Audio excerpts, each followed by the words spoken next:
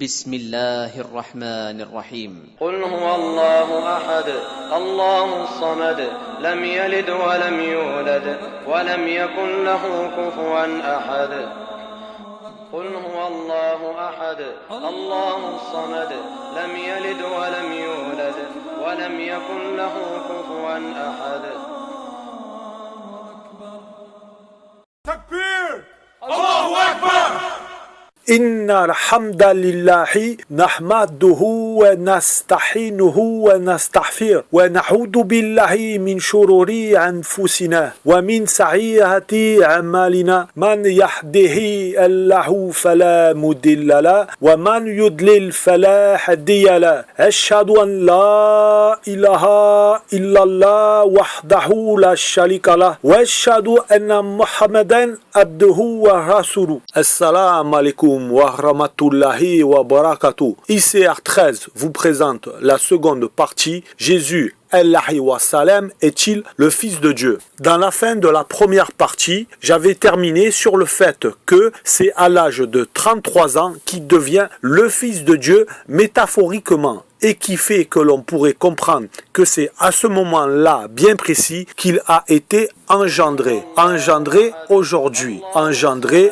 en esprit et non engendré au sens propre. Car Dieu n'a pas été engendré et n'engendre pas. Donc, si d'après la Bible, Jésus, Allahi wa salam, à ce moment-là, a été engendré, c'est qu'il a été que métaphoriquement, après avoir reçu le Saint-Esprit, comme nous le montre la Bible dans selon Matthieu, chapitre 3, verset 16, qui, par la suite à cela, à ce moment-là, il devient fils, comme nous le montre la suite du chapitre de selon Matthieu, chapitre 3, verset 17. Car Christ ne s'est pas non plus attribué la gloire de devenir souverain sacrificateur, mais il la tient de celui qui lui a dit « Tu es mon fils, je t'ai engendré aujourd'hui ». Hébreux chapitre 5, verset 5. Engendré à ce moment-là, dans le sens qu'il est fils parce qu'il a reçu le Saint-Esprit. Donc, après avoir reçu le Saint-Esprit, Dieu lui dit « Tu es mon fils aujourd'hui ». Aujourd'hui, car s'il est son fils au sens propre, il le serait et l'aurait été tout le temps dès le départ. Et pas à partir d'un moment précis dans sa vie, juste après que Dieu lui aurait dit aujourd'hui, comme à partir d'aujourd'hui. C'est justement que du moment où Dieu lui dit « Tu es mon fils aujourd'hui », montre que c'est surtout là qu'il devient fils pour faire connaître et amener les gens à Dieu par la parole et les œuvres de Dieu manifestées à travers Jésus Allahi wa salam, comme le dit la Bible, Actes des Apôtres, chapitre 2, verset 22, qui, lui, Jésus Allahi wa salam, en est juste le médiateur, comme le dit la Bible dans 1 Timothée, chapitre 2, verset 5. Et comme tout ce qui a eu la mission de transmettre la parole de Dieu et tous ceux qui ont été conduits par l'Esprit de Dieu, comme le dit la Bible, Romains chapitre 8, verset 14. Voilà pourquoi il est dit toujours dans Romains chapitre 1, verset 4, qu'il est déclaré fils de Dieu avec puissance, selon l'esprit de sainteté. Selon l'esprit de sainteté, le Saint-Esprit qu'il a reçu, Actes des Apôtres, chapitre 2, verset 33, et qui fait que le fait qu'il l'ait reçu et qu'il soit conduit par l'Esprit de Dieu, Romains chapitre 8, verset 14, voilà pourquoi il deviendra à être appelé le Fils de Dieu. C'est par tout cela qu'il sera appelé le Fils du Très-Haut, selon Luc chapitre 1, verset 32. Bien sûr, sur un plan métaphorique, et pas qu'il le soit au sens propre. Réellement, c'est ce que justement fait comprendre ce verset par la preuve que je vous avais expliqué que le terme fils est lié à un autre sens, tout comme le fait de dire père ou de savoir que veut dire frère. Car dans ce même verset, Luc chapitre 1 verset 32, il est fils du Très-Haut et fils de David Allahi wa salam en même temps, ce qui ferait alors que Jésus Allahi wa salam aurait deux pères, Dieu et David, et qui, lui, David Allahi wa salam, est aussi fils, le premier-né, le plus élevé des rois de la terre. Psaume chapitre 89, verset 28. David alayhi wa sallam, qui aurait Dieu aussi comme père, ferait alors là que Jésus alayhi wa sallam soit le frère de David. Mais il est écrit qu'il est son fils aussi. Ils sont premiers-nés tous les deux et ont Dieu comme père tous les deux. Cela est dans l'obligation de vous amener à comprendre une toute autre signification. Comme je l'ai dit que c'est à l'âge de 33 ans, surtout qu'il devient, après avoir reçu le Saint-Esprit, le Fils de Dieu métaphoriquement, car les gens croyaient qu'il était le fils de Joseph, comme le dit la Bible dans selon Luc chapitre 3 verset 23, et qui dit même dans cette généalogie qu'il est le fils d'Adam alayhi wa sallam au verset 38, qui lui-même est le Fils de Dieu, ce qui prouve que fils doit être pas pris au sens propre, mais dans un autre sens. Rien que là, Jésus alayhi wa sallam est fils de David alayhi wa sallam, fils de Joseph et fils de Adam alayhi wa sallam, qui lui, Adam, est le Fils de Dieu. Ce qui fait que Jésus alayhi wa sallam est fils d'Adam, fils de Dieu. Jésus alayhi wa sallam est nommé plus de 80 fois fils de l'homme, qui est Adam alayhi wa sallam, fils de Dieu, et juste une dizaine de fois fils de Dieu et quelquefois fils de David alayhi wa sallam. Donc Adam lui-même, fils de Dieu, devrait être plus grand sur le plan naissance miraculeuse, vu que Adam alayhi wa sallam est né ni d'une femme ni d'un homme, contrairement à Jésus alayhi wa sallam qui est né lui d'une femme. D'autant plus que la Bible dit dans Job chapitre 15 verset 14, qu'est-ce que l'homme pour qu'il soit pur? Celui qui est né de la femme peut-il être juste? Il y a aussi Ève qui est sortie d'un homme sans femme. Allah fait ce qu'il veut. Jésus alayhi wa sallam est dans ce domaine comme Adam alayhi wa sallam. Il suffit que Dieu dit soit et il fut. Sourate 3 verset 59. Bismillahirrahmanirrahim. Pour Allah, Jésus est comme Adam qu'il créa de poussière. Puis il lui dit soit et il fut. Mais vous allez me dire que non, cela n'est pas pareil pour Adam alayhi wa sallam. Il ne peut être comparé comme fils de Dieu en rapport à Jésus alayhi wa sallam. Car la différence, c'est qu'Adam a péché et Jésus non. Voilà votre argument que vous tenez pour dire que Jésus alayhi wa sallam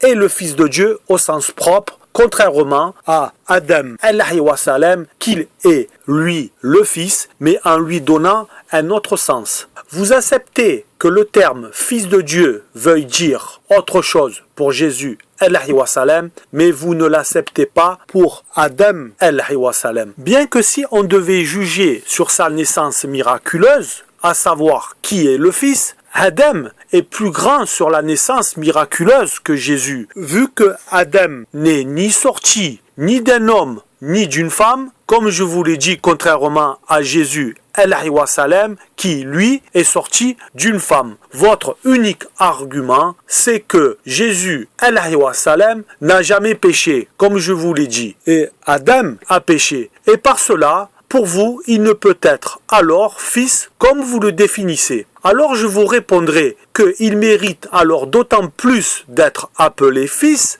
car lorsque Adam alayhi wa sallam a péché, il ne savait pas qu'il avait péché, car il ne connaissait pas encore ce qu'est le bien et ce qu'est le mal, comme le montre Genèse chapitre 3 verset 5. Donc, ne sachant et ne possédant pas encore cette perception de faire la distinction entre le bien et le mal, n'ayant pas encore cette connaissance de faire cette différence, il ne peut être alors considéré comme un pécheur. D'autant plus que la Bible dit que la faute même n'est pas de Adam alayhi wa sallam, mais bien est à cause de Ève, comme cela est écrit dans Genèse chapitre 3 verset 12. Que dit Adam alayhi wa sallam en répondant à Dieu? La femme que tu as mise auprès de moi m'a donné de l'arbre et j'en ai mangé. Dans Genèse chapitre 3 verset 13, la suite, et l'Éternel Dieu dit à la femme, pourquoi as-tu fait cela? La femme répondit, le serpent m'a séduite et j'en ai mangé. La faute principale étant mise sur elle, ce qui lui sera alors par la suite reproché d'avoir fait tout cela. On retrouve même cette accusation dans le Nouveau Testament, dans 1 Timothée chapitre 2 verset 14, qui dit, ce n'est pas Adam qui a été séduit, c'est la femme qui, séduite, s'est rendue coupable de transgression, d'où l'origine du péché originel. Alors au final, si on devrait prendre en considération que pour être le fils au sens propre du terme, il faut que l'être soit né miraculeusement et n'ait jamais péché, sur ces deux plans, Adam devrait être aussi le Fils de Dieu. Et il devance même alors Jésus, alayhi wa salam, car il est né, lui, d'une femme sans homme, contrairement à Adam, alayhi wa salam, qui est né ni d'une femme, ni d'un homme. Takbir!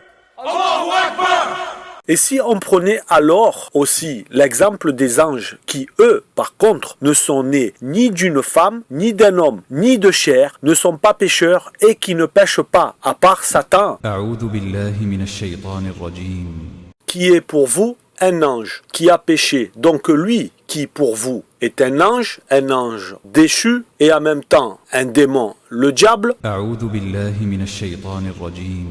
Ce qui est bizarre que le diable soit un ange, l'ange déchu, contradictoire et pas compatible de lui attribuer cette classification. Il est ou un ange ou un démon, mais il ne peut être les deux à la fois. Le diable fait partie des djinns, être créé de feu, sans fumée, comme le dit le Coran, sourate 15, verset 27, sourate 55, verset 15 et sourate 7, verset 12. Ce qui fait que le diable ne fait pas partie des anges, qui eux sont créés à partir de lumière. À ce propos, le prophète Mohammed sallallahu alayhi wa sallam a dit: les anges sont créés à partir de la lumière, les djinns à partir du feu et Adam, comme il vous a été décrit, rapporté par Muslim. Et les anges ne désobéissent jamais à Allah subhanahu wa ta'ala en ce qu'il leur commande et faisant strictement ce qu'on leur ordonne. Sourate 66, verset 6. Il exalte sa gloire nuit et jour et ne s'interrompt point.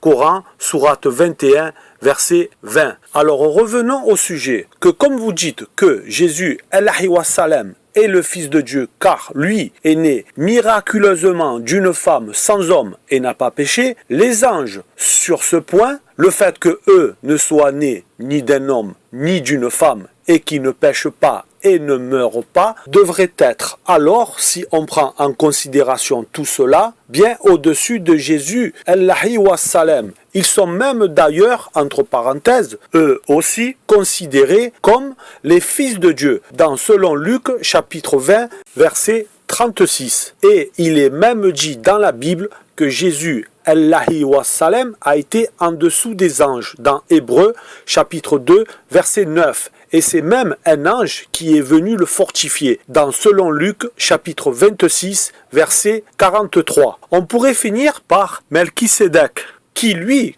comme le dit Hébreux chapitre 7, verset 1 à 3, qui est sans père, sans mère, sans généalogie, qui n'a ni commencement de jour, ni fin de vie, mais qui est rendu semblable au Fils de Dieu. Ce Melchisédek demeure sacrificateur à perpétuité. Et ne me dites pas que ce Melchisédek est en fait, comme je l'ai déjà entendu, Jésus alayhi wa salam. Ce qui ne peut être le cas, car il est marqué que ce Melchisédek n'a pas de mère, pas de généalogie, alors que Jésus alayhi wa salam a une mère et qui fait que par Marie, que la paix d'Allah soit sur elle, il a une généalogie et pas deux généalogies de deux pères différents que vous lui avez attribué dans selon Matthieu chapitre 1 verset 1 à 17 et selon Luc chapitre 3 verset 23 à 38. Alors que Jésus alayhi wa salam est né d'une femme sans homme.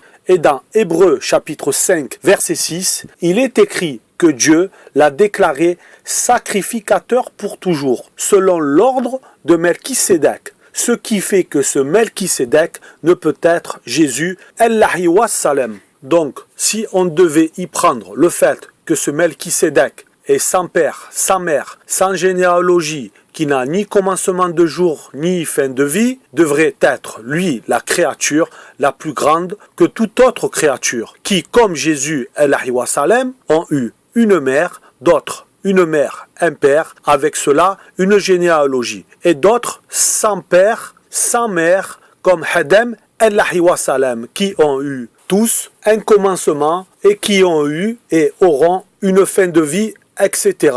Entre parenthèses, je rappelle que cela est même de l'association à Dieu de ce qui est écrit dans le Nouveau Testament, dans Hébreux chapitre 7, versets 1 à 3, à propos de ce Melchisédek, qui, par sa description que nous lisons, nous amène à penser qu'il y a du shirk dans ce verset. Subhanallah, car le seul qui n'a ni commencement ni fin de vie, c'est bien Allah, subhanahu wa ta'ala, et ni Melchisédek, ou qui que ce soit. À lui appartient la souveraineté des cieux et de la terre. Il fait vivre et il fait mourir. Et il est omnipotent. C'est lui le premier et le dernier, l'apparent et le caché. Et il est omniscient. Le Coran, sourate 57, versets 2 à 3. Ce verset que vous avez dans le Nouveau Testament ferait de le mettre en partie l'égal de Dieu, alors que nul est égal à lui. Sourate 112, verset 4. La Bible elle-même de l'Ancien Testament contredirait ce verset de la Bible du Nouveau Testament. Ésaïe, chapitre 40, verset 18. À qui voulez-vous comparer Dieu et quelle image ferez-vous son égal? Ésaïe, chapitre 46, verset 9. Souvenez-vous de ce qui s'est passé dès les temps anciens, car je suis Dieu et il n'y en a point d'autre. Je suis Dieu et nul n'est semblable à moi. Psaume chapitre 89, verset 7. Car qui dans le ciel peut se comparer à l'Éternel? Qui est semblable à toi parmi les fils de Dieu? Donc je précise que comparer et mettre un égal à Dieu, cela est très grave et il est le plus gros des péchés qui mènent à l'enfer éternellement et il est le seul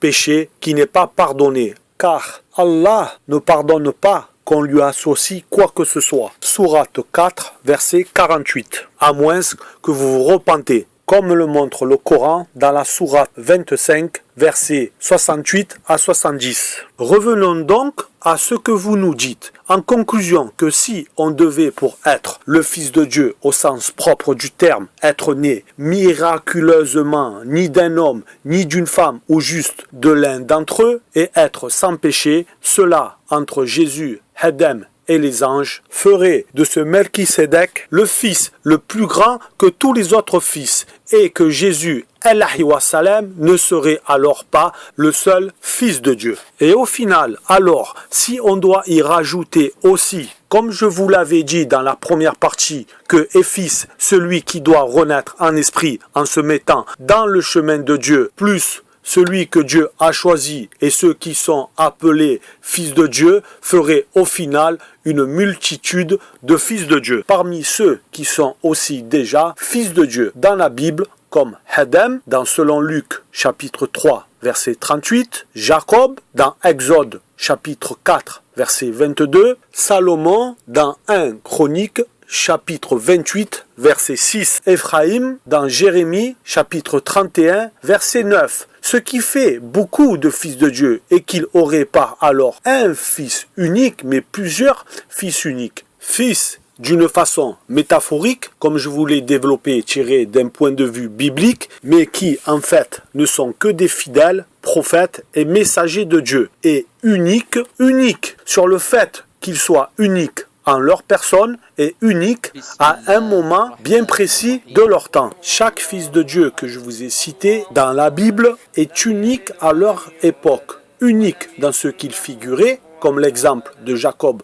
alayhi wa sallam, qui a eu pour nom Israël et qui est nommé comme fils de Dieu, son premier-né représentant le peuple d'Israël auprès de Dieu devant Pharaon dans Exode chapitre 4 versets 22 à 23. Où le verset dit « Tu diras à Pharaon, ainsi parle l'Éternel, Israël est mon fils, mon premier-né. Je te dis, laisse aller mon fils, pour qu'il me serve. Si tu refuses de le laisser aller, voici, je ferai périr ton fils, ton premier-né. » Comme chaque prophète et messager le sont, uniques par leur personne, personnalité, époque, etc.